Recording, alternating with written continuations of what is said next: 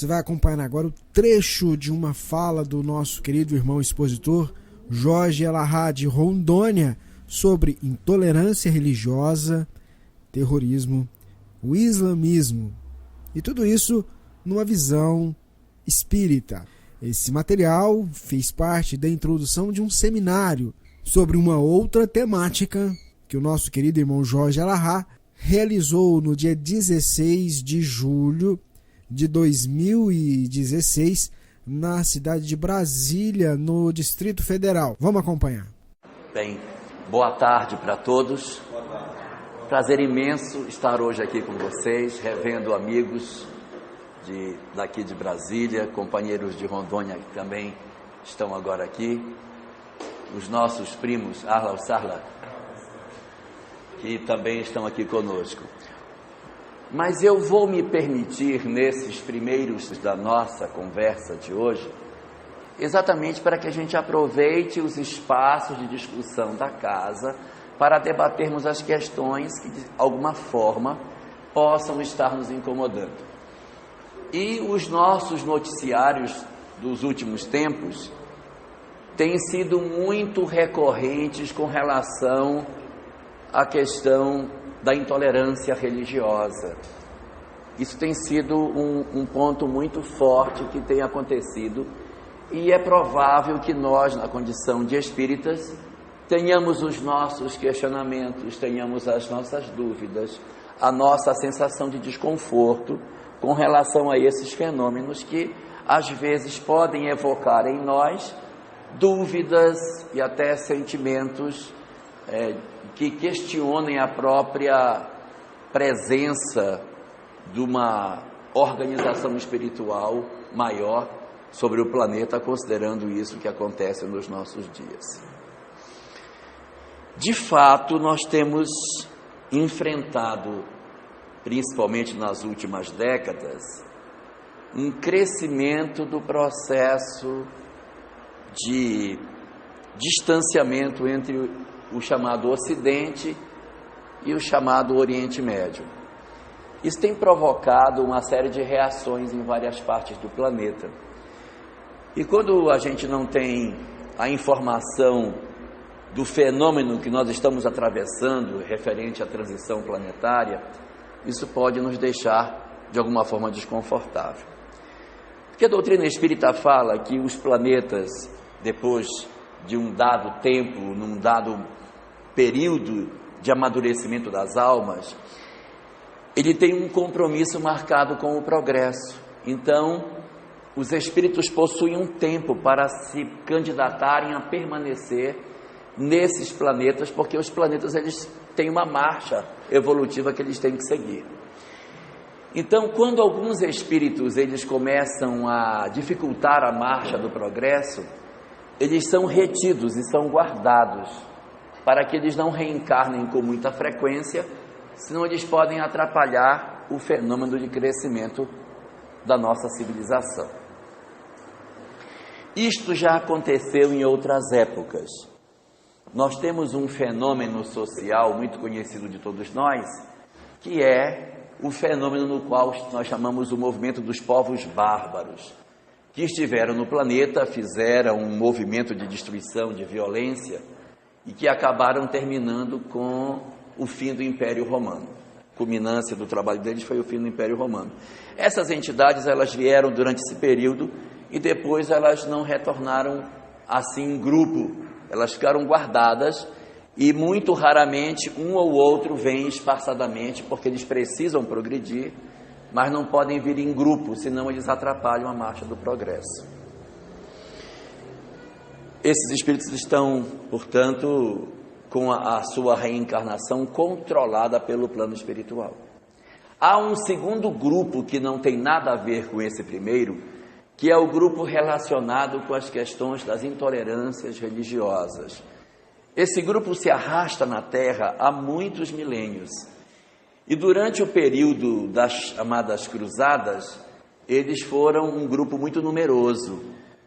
Esse grupo eram os cristãos.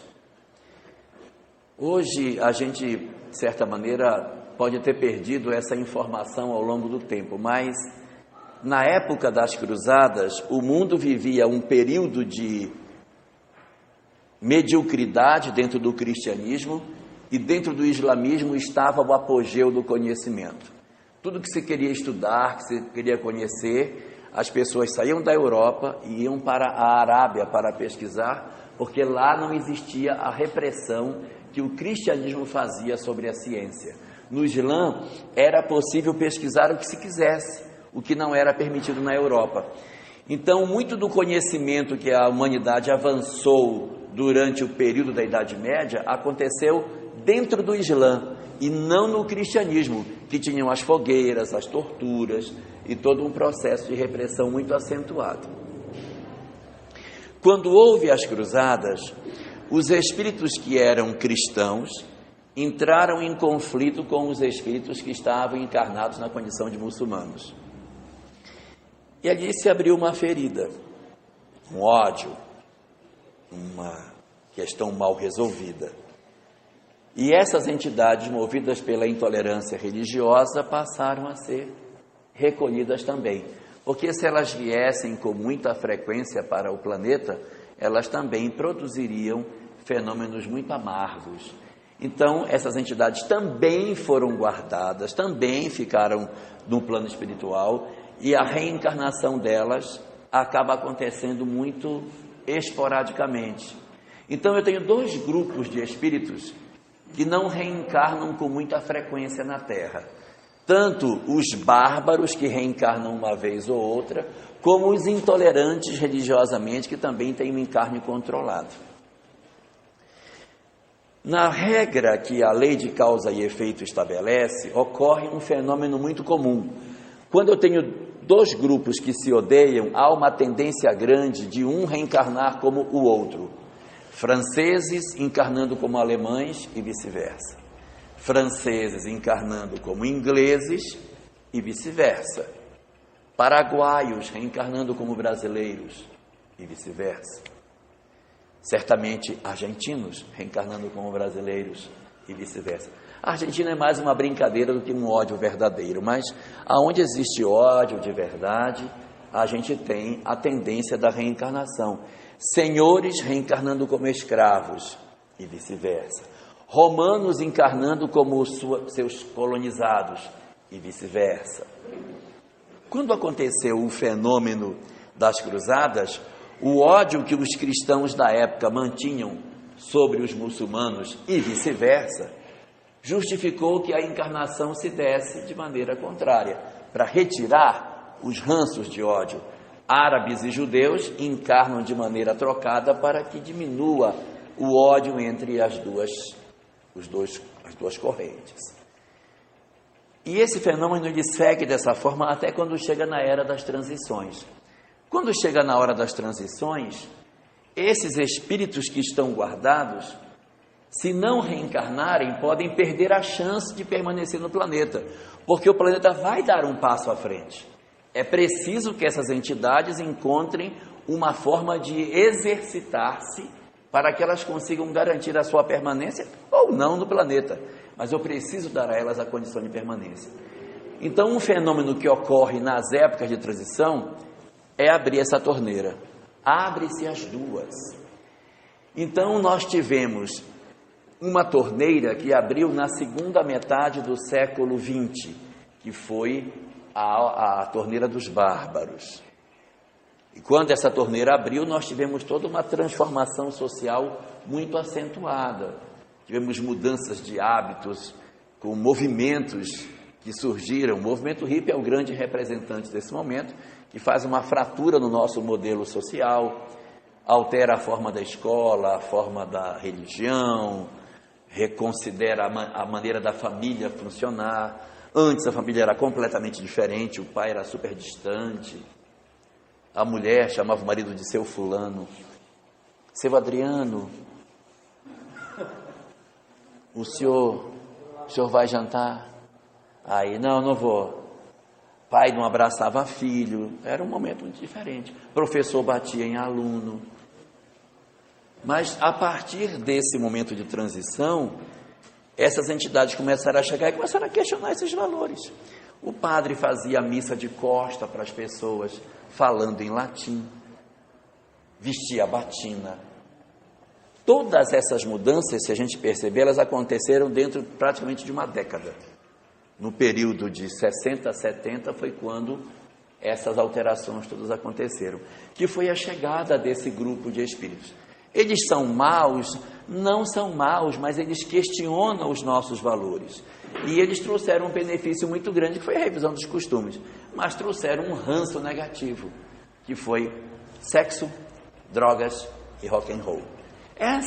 Não que rock and roll seja uma coisa ruim, mas essa filosofia de vida baseada no laissez-faire, deixa para lá o imperialismo, vamos viver na praça fazendo pulseirinha de miçanga, e essa ruptura com o padrão ocidental de cultura que nós temos, acabou sendo, na época, um escândalo e acabou reconstruindo a sociedade dentro de um novo modelo. Agora abriu a outra torneira. Agora abriu a torneira da intolerância. Essas entidades que reencarnam hoje são, em grande parte, espíritos que, certamente cristãos em outras eras, agora estão do lado de lá para aprender a amar o islamismo. Só que muito mais forte do que o amor pelo cristianismo é o amor pela intolerância. E eles criam dentro do Islã uma visão que não é a visão verdadeira do Islã.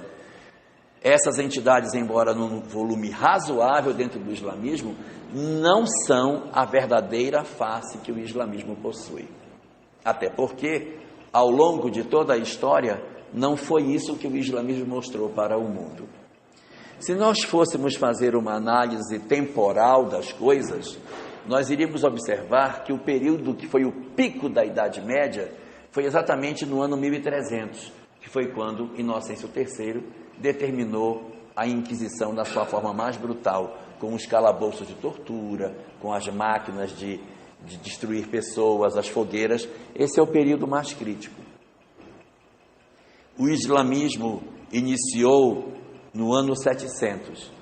Se nós somarmos 1.300 anos, vai dar certinho o ano 2000. Eles estão vivendo hoje a sua Idade Média.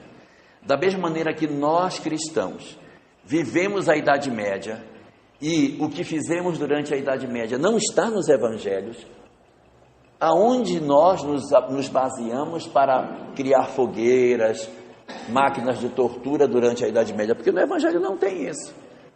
Mas nós nos fundamentamos no cristianismo para criar esses instrumentos de violência.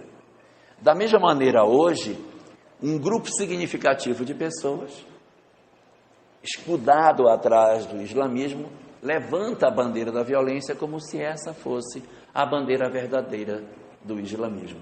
Mas não é.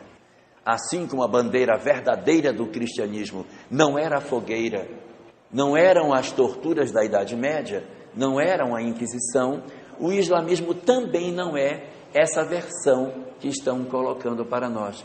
Nós estamos vivendo um momento espiritual no qual uma quantidade significativa de espíritos ligados ainda às cruzadas estão chegando. O que objetiva Deus em permitir isso na Terra? Objetiva duas coisas fundamentalmente: oportunizar a essas entidades a chance de renascerem na Terra e, com esse renascimento, terem a oportunidade de modificar-se, de se transformar, porque a encarnação é o grande instrumento de mudança dos espíritos, porque quando a gente reencarna, o adormecimento parcial daquilo que fomos, daquilo que fizemos, nos ajuda a encontrar novos rumos, enquanto no mundo espiritual a gente fica remoendo o nosso passado de maneira muito lúcida. A reencarnação nos ajuda a apagar um pouco dessa nossa história. Então, a reencarnação ela tem o fim de permitir a essas entidades a chance, talvez última para elas, de encontrarem o caminho para permanecerem no planeta. Porque se elas não ficarem aqui, em função da melhoria do orbe, elas perderão o vínculo com seus amores, elas perderão a oportunidade de ficar perto das pessoas que já possuem laços e vínculos com elas. Vão perder. Apesar de amarem, vão perder e deverão ir para um local distante para começar a construir novamente uma civilização, assim como no passado aconteceu também na Terra, nas civilizações primitivas que trouxeram muitos espíritos que eram fragilizados de outros planetas. Então, uma das razões é essa. A segunda razão é nos testar. A segunda razão é saber o que verdadeiramente temos dentro dos nossos corações. Porque alguns fenômenos podem acontecer dentro de nós. Mesmo que nós não sejamos espíritos ligados a essas falanges, eu posso me sentir atraído por elas. E esses movimentos servem para descobrir quem é verdadeiramente bom ou não. Porque quando eu tenho dúvida se eu sou bom ou não, quando aparece um movimento que me chama à violência, eu posso dizer, olha, legal, eu acho que eu vou participar disso. Não pela fé que está por trás disso, não pela fé, mas pela possibilidade de eu colocar para fora todo o instinto de violência que eu tenho dentro de mim. Então esse movimento acaba servindo para catalisar as pessoas e descobrir quem dentro da humanidade possui ou não o perfil alinhado com esse tipo de ideologia. E ao mesmo tempo, permite saber quem de nós, mesmo com o conhecimento espírita, consegue ter a visão de misericórdia, de entendimento das tramas espirituais que se escondem por trás disso, a ponto de compreender o que está se dando, sem desenvolver dentro do coração um desejo de ódio, um desejo de vingança, um desejo de desforra e um desejo de que se organize alguma coisa para que se destrua alguma outra ideologia. O amor não possui nenhuma outra arma que não seja ele próprio. Em nome do cristianismo, nós já fizemos muita bobagem, não nos sendo mais permitido levantar nenhuma outra bandeira que não seja a bandeira do amor. A melhor bandeira que nós temos para levantar nesse momento é a bandeira da compreensão. E aproveito esse momento, já finalizando o que eu queria deixar de reflexão sobre isso, para fazer uma análise com vocês de um conceito que nós temos dentro da doutrina espírita e que muitas vezes é um conceito que fica meio equivocado na cabeça de algumas pessoas. Ouvimos muito falar que o Brasil é o coração do mundo, a pátria do Evangelho. Que pátria do Evangelho é essa? Com tanta desigualdade social, com tanta insegurança pública, com tanta violência, com tantos desmandos, com tantas notícias absurdas colhidas na mídia, com tantas coisas que nos revoltam. Cadê essa pátria do Evangelho? Onde está isso, na verdade? Dentro dessa perspectiva, é importante que a gente observe dois aspectos. O primeiro aspecto é como foi construída a pátria Brasil. Como foi feita ela? Ela foi construída com nações simples e desde o princípio a gente já nasceu misturado. Se nós tivéssemos sido colonizados por ingleses, os ingleses jamais teriam se misturado com os nossos índios. Se fossem franceses, também não. Nós teríamos grupos diferentes. Os próprios espanhóis, que são vizinhos dos portugueses e que colonizaram a América Latina nas nossas costas, aqui pelo lado do Pacífico, criaram duas raças, os índios e os europeus. Se a gente for à Argentina, for ao Chile, for à Bolívia, ao Peru, você vai ver claramente que essa miscigenação que em nós aconteceu, lá não houve. Se você vai aos países, ainda que sejam países da América do Sul, que em princípio foram formados por mais de uma raça, você percebe claramente a origem das pessoas. No Brasil, não dá para dizer quem tem cara de brasileiro, porque nós nos misturamos desde o princípio, nós somos assim. É essa coisa misturada, toda errada, toda estranha, que é o nosso acerto. O nosso acerto é o nosso erro. O nosso erro é o nosso acerto, porque nós nos misturamos. Nós só conseguimos fazer isso aqui. Por exemplo, eu vou dar um exemplo meu. Eu sou de família judia. Eu sou casado com uma mulher libanesa de origem muçulmana xiita. Então eu sou um judeu casado com uma xiita. Onde eu conseguiria fazer isso em algum lugar do mundo? As pessoas não vivem nem juntas, não se convive. Aqui nós somos muito mais próximos, nós somos muito mais irmãos. Então, o que é na verdade uma pátria do Evangelho? Uma pátria do Evangelho não é a nação mais rica e mais próspera. A pátria do Evangelho é a pátria que socorre os falidos, que tem socorro e misericórdia, que junta as pessoas, que tem amor no trato. Isso é o Evangelho. Então, o Brasil tem no seu histórico exatamente esse fenômeno. Que fenômeno? O fenômeno de recolher aqui as almas caídas. São os franceses fracassados, é inglês fracassado, é não sei o que fracassado. Por quê? Porque nós fizemos esse movimento de inclusão, de miscigenação. Nas nossas escolas, por exemplo, é da nossa cultura.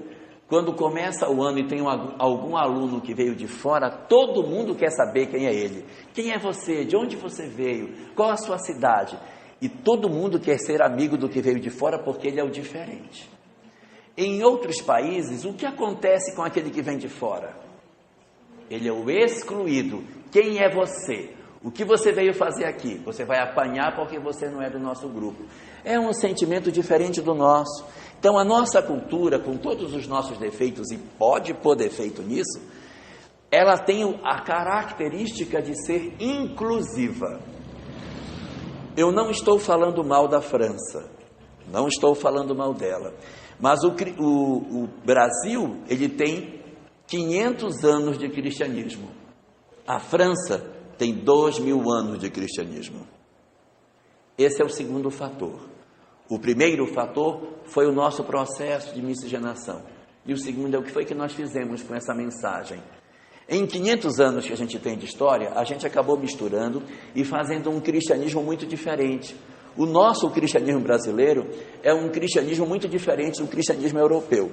Para se ter uma ideia, quando a FEB vai fazer divulgação do espiritismo na Europa, e a FEB diz que o espiritismo é o cristianismo redivivo, as pessoas dão um passo atrás. Porque para eles, o cristianismo não é a mensagem que nós conhecemos. O cristianismo é mensagem de repressão, mensagem de opressão, é uma mensagem de exclusão. Enquanto que para nós é uma mensagem de amor. Quando se fala cristianismo, cristão, já se pensa imediatamente em amor. Nós reconceituamos, isso foi um sucesso que a gente conseguiu, nós reconceituamos cristianismo no Brasil como sendo sinônimo de amor. Isso é ótimo. José de Anchieta, padre Manuel da Nóbrega, eram jesuítas e vieram para o Brasil. Jesuítas. No Brasil fizeram o trabalho maravilhoso que fizeram. Foi tão bom o trabalho, foram até expulsos, porque defendiam demais os índios em detrimento dos portugueses. Mas o que eram os jesuítas na Europa? A mesma ordem religiosa que aqui era a ordem de de José de Anchieta e padre Manuel da Nóbrega, na Europa os jesuítas eram os padres que promoviam a Inquisição. Eram eles os belenguis que andavam de preto levando aquela cruz na frente, quando levavam as pessoas para a fogueira. A missão dos jesuítas, era da Companhia de Jesus, era o resgate da pureza do cristianismo da Igreja Católica e, portanto, a queima de todos os que lhe eram contrários aos seus princípios. No Brasil não aconteceu, gente. Aqui é tão esquisito que ficou diferente. Os jesuítas foram diferentes. Aqui nós temos no Rio de Janeiro uma rua, na Rua da Alfândega, onde existe uma Sociedade dos Amigos da Rua da Alfândega. Fizeram uma sociedade chamada Saara, é uma rua só de árabes e judeus. Quando acontece conflito no Oriente Médio, eles saem de mão dadas nas ruas para dizer que é possível sim sermos verdadeiros amigos, apesar de sermos árabes e judeus, que a briga é do lado de lá, não é do lado de cá, que nós somos todos irmãos e ponto final, porque ninguém está querendo nada demais dos outros, que isso é um conflito de lá e não daqui, que aqui é diferente. Então o que aconteceu? O Brasil acabou com todos os seus defeitos, formando isso. E o que fez a França? Nos 2000 anos de cristianismo, e eu não estou falando mal da França, ela não trabalhou o cristianismo com os mesmos princípios. Então existem os franceses e existem os outros que moram na França. Há um processo de exclusão. Não há uma miscigenação como ocorre no Brasil, em que você mistura com muito mais facilidade as culturas e as raças, as comidas. Brasília, por exemplo, é uma mistura de tudo, mistura de sotaque, mistura de comida, mistura de culturas, ninguém sabe nem o que não é, nem o que é, está tudo misturado, recebe-se bem quem vem de fora, porque todo mundo é de fora mesmo, então é tudo ótimo. Então pronto, esse modelo é o modelo que representa a estrutura do Brasil. A França não fez isso. E, ao mesmo tempo, ela vem reduzindo progressivamente a sua taxa de natalidade. Hoje, a França está com muito poucos filhos na sua pirâmide. Então, ela daqui a pouco vai ter muito mais velho do que criança. Isso é problemático, porque quando você tem pouca criança e muito velho, não tem gente embaixo para trabalhar e produzir a aposentadoria dos mais velhos. A pirâmide vai quebrar. Só tem um jeito, é colocar a criança embaixo. Você tem que botar a criança embaixo para poder a pirâmide ficar equilibrada. Então, eles foram obrigados, em função da taxa de natalidade muito baixa, a importar famílias que tivessem muitos filhos. Os muçulmanos são famílias muito numerosas. Então, foi muito bom trazer os muçulmanos, porque eles deram esse equilíbrio para a pirâmide. Mas trouxeram a cultura junto. Cada vez se multiplica mais o número de muçulmanos dentro da Europa.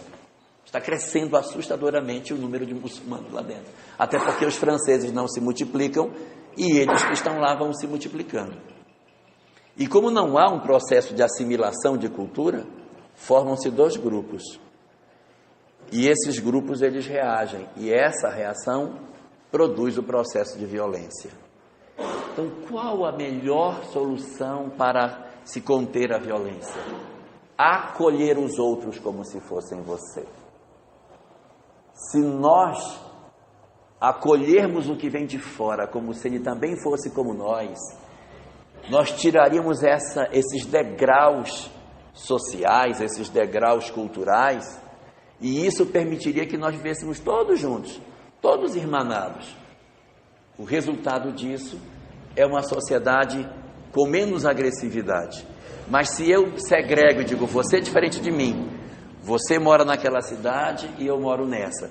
Se a gente se separa muito, a gente inflama a sociedade. O Líbano, por exemplo.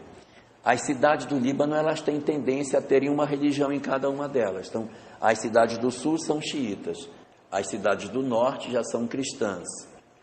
São ortodoxas. Aí você tem na direita, depois do Vale do Beká, os sunitas. Então, é tudo dividido. Quem mora no norte tem dificuldade de ir para o sul. Quem mora no sul tem dificuldade de ir para o norte. E é o mesmo país, desse tamanhinho. Mas há divisões. No Brasil, a gente anda do Brasil inteiro, entra em tudo que é lugar, a língua é a mesma, todo mundo fala a mesma coisa. E isso, a gente não se dá conta da grandeza que significa isso, do poder que significa uma nação onde as pessoas são dessa forma. E é por essa razão que nós acolhendo todas essas culturas, somos, portanto, um local bom para o crescimento do cristianismo. Dessa forma, a melhor estratégia para combater a violência, o terrorismo e todos esses processos é o amor, é o cristianismo, mas é o cristianismo bem entendido. Não é converter as pessoas à doutrina de Jesus, é o cristianismo bem entendido. E o que é o cristianismo bem entendido? Amor. Amar as pessoas e dizer, você é meu irmão, você é igual a mim, nós somos exatamente iguais e eu aceito você do jeito que você é. Quando eu faço isso, eu estou tirando as barreiras, eu estou integrando as pessoas e diminuindo a possibilidade de uma sociedade violenta. Mas se eu me movo ao contrário e crio guetos em que eu digo, nós somos nós e vocês são vocês, vocês lá e nós aqui, quando eu separo, imediatamente eu criei uma barreira e essa barreira vai amanhã gerar possibilidades de violência e de movimentos semelhantes a esse. Então a nossa sociedade, ela caminha numa direção, ou ela aprende a tratar todos como iguais, e o cristianismo de direito se torna cristianismo de fato. Nós incorporamos na nossa prática a inclusão e vivemos como verdadeiros cristãos, ou os processos de terrorismo continuarão existindo, sejam através do islamismo ou de qualquer outra cultura que se sinta excluída, segregada, impedida de participar de um determinado segmento social, se a gente não fizer o movimento que a gente tem que fazer. Então é nesse sentido que a gente vê o quanto o Brasil, nesses 500 anos, caminhou para que, apesar de todos os defeitos que ele possui, ele possa se dizer que ele é, sim, em função dessa capacidade de amar e de entender os outros, uma boa nação, para que aqui se implante, o que ainda não é de fato, mas que aqui se implante o coração do mundo e aqui se torne a pátria do Evangelho. Dúvidas?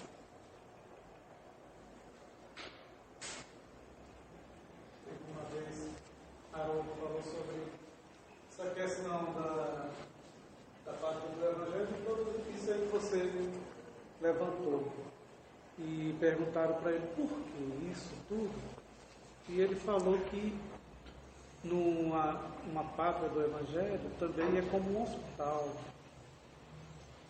onde se trabalha essa parte da dor que se traz, das doenças das almas que nós temos todos. O que é o Evangelho? O Evangelho não é um local perfeito. O que era a casa do caminho? Era um local cheio de doentes, cheio de pessoas precisando de ajuda, cheio de mazelas. Eu não podia dizer assim, aqui é a casa do caminho porque aqui não tem sofrimento, não tem doença. O que mais tinha lá era sofrimento e doença. Então o Brasil é a pátria do Evangelho porque aqui nós acolhemos os doentes espirituais. Aqui nós podemos oportunizar que essas almas se redimam. Esse lugar novo, onde a Inquisição não botou seu pé, onde nós não temos grandes conflitos kármicos, é um espaço maravilhoso para que os espíritos se reergam. É uma chance maravilhosa. O Brasil realmente, ele se coloca como uma grande oportunidade de crescimento espiritual para todos nós que aqui nos encontramos. E o nosso mundo hoje atravessa esses conflitos em função, fundamentalmente, do processo de exclusão. Por que o espiritismo no Brasil? Porque ele foi mais bem aceito e teve mais êxito. Por que o espiritismo aqui foi mais bem aceito do que nos outros países? Existem vários fatores que levaram para que isso acontecesse. Alguns desses fatores estão relacionados com a qualidade dos espíritos que para cá vieram. Em que lugar nasceu no mesmo país um Eurípides Barçanufo, um Chico Xavier, nasceu uma Ivone Pereira, um Divaldo Franco? Porque tantos médiuns, tantas pessoas extraordinárias renasceram num país só, com essa capacidade de articular o espiritual dentro da nossa sociedade. Então, um primeiro fator foi a qualidade e o perfil de algumas almas que foram trazidas e que deram um gás para que essa mensagem acontecesse. A Europa, ela tinha algumas dificuldades, por quê? Porque ela arrasta um ranço em função do seu histórico vinculado à Inquisição e à rejeição do aspecto religioso, de tentar tratar a doutrina espírita como uma doutrina voltada para o indivíduo. Ela precisava da Europa para nascer, porque ninguém fora da Europa, naquela época, conseguiria estruturar um corpo de doutrina como a Europa poderia fazer, principalmente a França. Então teria que ser lá. Mas lá, os franceses não teriam o perfil psicológico de interpretar as consequências morais do espiritismo como poderia ser feito num outro local como o Brasil. Um segundo motivo, as raças que compuseram o país foram raças mais simples. Nós poderíamos ter tido vários outros conquistadores para colonizar o Brasil. Poderiam ser os espanhóis, poderiam ser os franceses, poderiam ser os ingleses e poderiam ser os holandeses. Eles todos tentaram, mas curiosamente não se implantaram diante de uma nação que era muito mais frágil do que eles. Os franceses se implantaram no Rio de Janeiro e Estácio de Sá, junto com os tamoios, conseguiram expulsar os franceses. E a gente diz assim, puxa, mas não teria sido tão melhor se tivesse ficado os franceses aqui? Nós teríamos uma Paris na América, mas nós teríamos muito progresso do ponto de vista tecnológico, social. Mas o nosso problema no Brasil hoje é mais o processo de reerguimento dos valores do espírito. Então, poderíamos ter sido holandeses, como eles foram aqui no Pernambuco. Henrique de Nassau, Maurício Nassau esteve lá e simplesmente o pessoal conseguiu tirar Nassau daquele lugar. Deixou Olinda, deixou um negócio maravilhoso, se retirou. Quantas vezes os ingleses tiveram interesse de ficar por aqui? Quantas vezes a questão Christie e tantas outras que foram tentativas que os ingleses fizeram para ficar? O Tratado de Tordesilhas, a vontade dos espanhóis de tomarem conta do Brasil. Meu Deus, todas essas experiências eram tentativas que, surpreendentemente, não aconteceram. Se perguntar historicamente por quê, a própria história diz, olha, realmente é uma questão para se pensar. Por quê mesmo, hein? Porque realmente não era para ter dado certo, era para ter dado errado. Não tinha razão para dar certo, não era possível que desse certo, e deu. Então juntou-se aqui um povo extremamente simples. Os portugueses, meu pai do céu, tinham uma mentalidade muito estranha. Na época das capitanias, não podia ter estrada ligando uma capitania com a outra, porque poderia desenvolver, olha aí. Então, cada capitania tinha suas estradas, não podia ligar, proibido ligar, porque senão desenvolve. Então, cada um faz o seu. Não podia ter escola, porque escola é pernicioso. Então, era uma mentalidade muito diferente. A maneira primitiva como as pessoas viviam, as pessoas comiam na mesa sem talher. Antes da chegada de Dom João VI, as pessoas comiam como? Elas todo mundo andava armado com uma faca, sentava na mesa, tirava aquela faca da cintura, e com aquela faca que estava na cintura ali, passava na roupa um pouquinho, né? Aí cortava a comida, rasgava, fazia um capitãozinho com a mão, ia comendo. Era o jeito de comer. Nós comíamos assim. Era o nosso jeito de ser. Não é capitão que chama aqui? Capitão. Era comido com um capitão. Rasgava a carne no dente e comia um capitão. E era desse jeito. Nossa comida era muito primitiva, nós éramos todos assim. Aí, isso é horrível, realmente horrível. Mas essa simplicidade fez a nossa cultura ser o que é.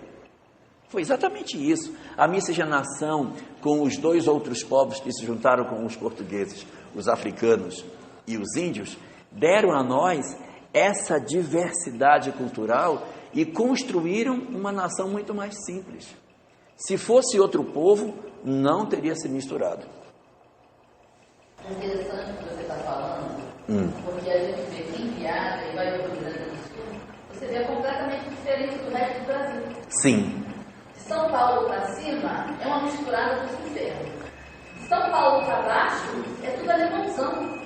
Tudo é. Não se misturou, porque tem muito ranço dos europeus que não são portugueses. Então, se você tem cidades do Brasil que foram colonizadas por alemães, por poloneses, você tem mais dificuldade de misturar. Então, tivesse um povo desse nos colonizado, do ponto de vista arquitetônico seria lindo, nossas cidades seriam um brinco, que os portugueses, misericórdia, né? As cidades eram horríveis, não tinham esgoto, era uma imundície total, os ratos andavam na rua, as pessoas não tinham banheiro, de manhã cedo jogavam aquilo por cima das janelas, era um espetáculo. Mas essa estrutura da sociedade é que fez a nossa sociedade ser o que é.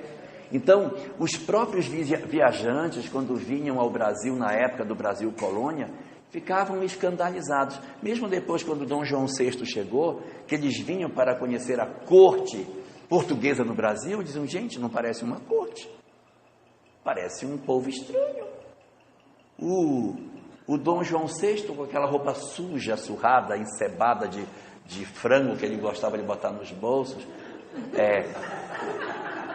Isso não é lenda, é verdade. Ele era assim mesmo.